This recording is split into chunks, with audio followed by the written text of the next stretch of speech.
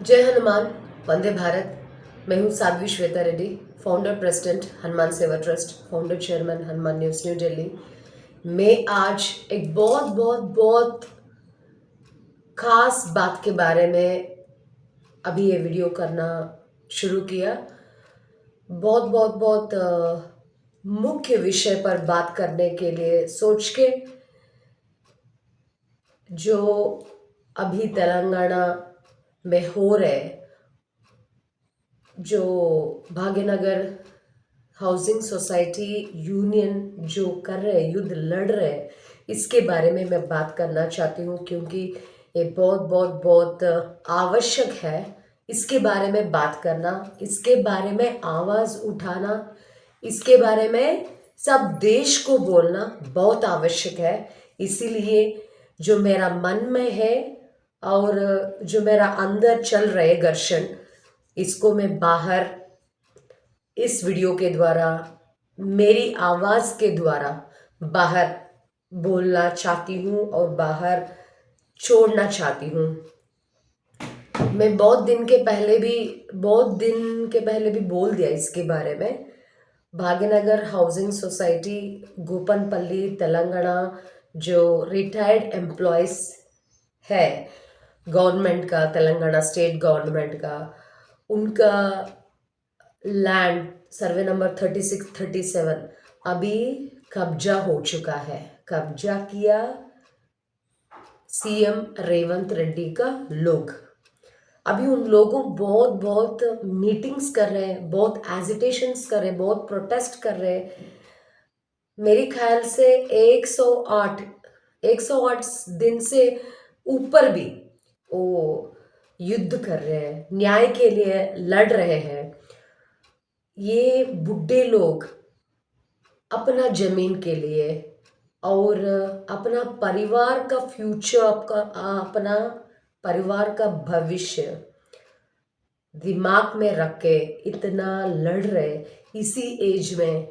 मेरे ख्याल से ये लोग पूरा जो भी अभी यूनियन की तरफ से लड़ रहे यूनियन मेंबर्स है, वो मेरे ख्याल से 65, 70, 75 इस एज में है। इस एज में सेहत का ख्याल रखना और खान पीन का ख्याल रखना, समय पर दवाई लेना, ये उनका काम होता है। हमारा दिनचर्या में उनका यही काम होता है, पूजा पाठ करना, रेस्ट लेना, वॉकिंग करना, ऐसा होता है। लेकिन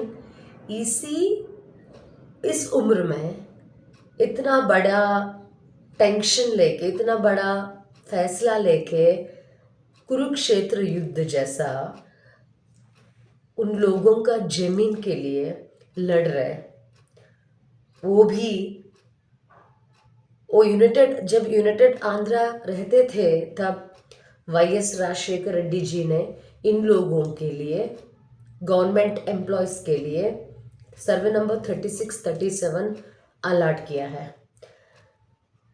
जब आंध्र तेलंगाना सेपरेट हो गया, केसीआर का जमान में भी, केसीआर का हयाम में भी इन लोगों ने बहुत लड़ाई किया ये लैंड के लिए। जो अलॉट हो गया, इसको देने के लिए इतना मुश्किल क्यों हो रहा है? इतना नुकसान अभी प्रेजेंट गवर्नमेंट जो है रेवंत रेड्डी का क्यों नुकसान कर रहा है? ये बुढ़ा लोग हैं, उम्र में ज़्यादा हो गए हैं। अगर कोई दूसरा प्राइवेट बिल्डर्स या जो कंस्ट्रक्शन का काम करते, वेंचर्स लगाने के लिए कुछ कब्जा किया हुआ तो ये बात अलग है। लेकिन खुद सीएम का लोग ऐसा, वो रंगारेड्डी डिस्ट्रिक्ट कलेक्टर के साथ जुड़ के, रंगारेड्डी डिस्ट्रिक्ट कलेक्टर बहुत बहुत बहुत पैसा लेके, करप्शन, मैं बोल सकती हूँ एक करप्टेड ऑफिसर है। पैसा लेके, उनका हाथ भी है इसमें, पैसा लेके इन लोगों को अन्याय किया, वो गड़बड़ किया। सर्वे नंबर और 3637 अभी इन लोगों ने हर रोज लड़ रहे हैं, हर रोज लड़ रहे हैं, लड़ लड़ के इस बात तेलंगाना हाई कोर्ट तक पहुंच गया। ये जो गोपनपल्ली रंगारेड्डी डिस्ट्रिक्ट, तेलंगाना हैदराबाद रंगारेड्डी डिस्ट्रिक्ट, जो गोपनपल्ली लोकेशन में survey number 36 37 Bhagyanagar housing society union के लिए जो लैंड 36 37 सर्वे नंबर का दे चुका है YS Rajasekhara Reddy, former chief minister of united Andhra, इसके लिए लड़ रहे। ये तो देखो जी, अभी हम तेलंगाना बहुत डेवलप हो गया सोच रहे हैं, तेलंगाना इंफ्रास्ट्रक्चर भी बहुत डेवलप हो गया सोच रहे हैं, और तेलंगाना वाटर, मेडिकेशन, एजुकेशन सब हाईटेक सिटी। आपको पता है तेलंगाना बारे में और हैदराबाद के बारे में? Hyderabad is hub for film industry, Ramoji film city जैसा बड़ा बड़ा सेटिंग्स भी है, टॉप तेलुगु फिल्म इंडस्ट्री सब उधर ही है, और फैशन हब है, होटल हब है, कंस्ट्रक्शन हब है। हैदराबाद इतना पॉपुलर जगह है, इतना बड़े बड़े लोग, इतना पॉपुलर पॉलिटिशियंस, इतना पॉपुलर लीगल हाई कोर्ट्स भी है, इतना लीगल पर्सनालिटीज सब होने के बाद भी बेचारे Bhagyanagar housing society union employees को ये दुस्थिति आ गई है। आज मैं सभी भारतीय वासियों को ये बात बोलने के लिए मैं तैयार हो गई हूँ, क्योंकि मैं तेलंगाना से, मैं साउथ से, मैं बहुत बहुत बहुत सेवा किया तेलंगाना मीडिया को, हम बहुत सेवा किया। और अभी जो अन्याय हो रहे हैं तेलंगाना में, उन बुढ़े लोगों को देखकर मेरा मन में बहुत दर्द हो रहा है। और जो अभी Bhagyanagar housing society union president Satyanarayana Goud ji मुझसे बात किया, बहुत बार उनकी नुकसान के बारे में, तकलीफ के बारे में, कष्ट के बारे में बोल रहा है, और सब यूनियन मेंबर्स भी मुझसे बात करना शुरू किया, उधर पत्रकार लोग भी बात करना शुरू किया। क्या करना है? अभी तो राजा ही अन्याय कर रहे लोगों को, तो कहाँ चलना? अगर कुछ नुकसान है तो, तकलीफ है तो राजा के पास चल के जनता होता है, वो चल के अपना नुकसान बोल सकते हैं। लेकिन इधर राजा ही दुशासन बन के उनका लैंड खींच के ऐसा खेल रहे, वो कहाँ चलते हैं? सो अभी लड़ लड़ के ये बात हाई कोर्ट तक पहुंच गया, अभी कोर्ट में है। लास्ट हियरिंग भी मेरे ख्याल से नवंबर 11 हुआ, अभी नेक्स्ट हियरिंग दिसंबर 2 को हो रहा है।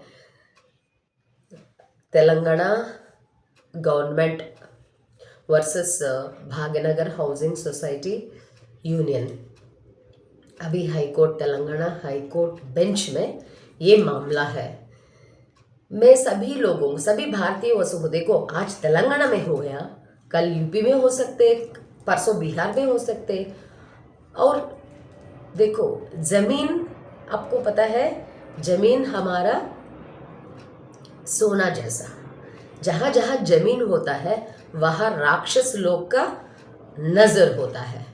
इसलिए जहाँ भी इतना छोटा सा टुकड़ा जमीन भी दिखाई देते तो वो दुशासन लोग, वो नरकासुर जैसा लोग, वो इसको खींचने के लिए तैयार होता है। मेरी बात तेलंगाना, आज तेलंगाना, कल यूपी हो सकता, कल मध्य प्रदेश, परसों मध्य प्रदेश हो सकता है, और परसों बिहार हो सकता है। इसीलिए जो भी सरकार का रिटायर्ड एम्प्लॉयज है, इनको मैं बोलना चाहती हूँ कि तेलंगाना रिटायर्ड एम्प्लॉयज को अन्याय हो रहा है, आज सोशल मीडिया इतना फास्ट है, जो भी आपका मन की बात है आप शेयर कर सकते हैं।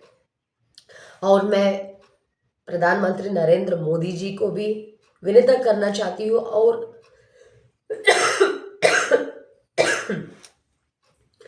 तेलंगाना भारतीय जनता पार्टी प्रदेश अध्यक्ष किशन रेड्डी को भी मैं विनती करना चाहती हूँ।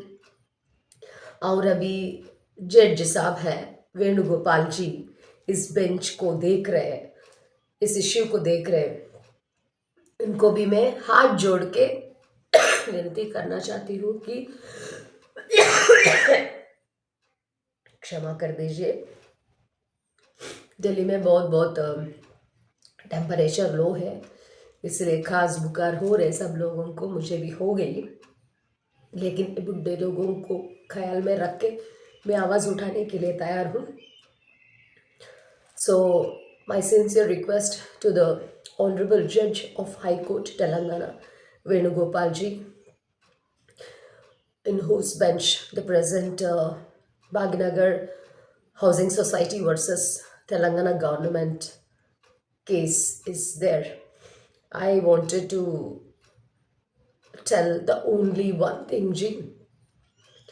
Kindly look after the matter and kindly give the reasonable judgment and the historical judgment.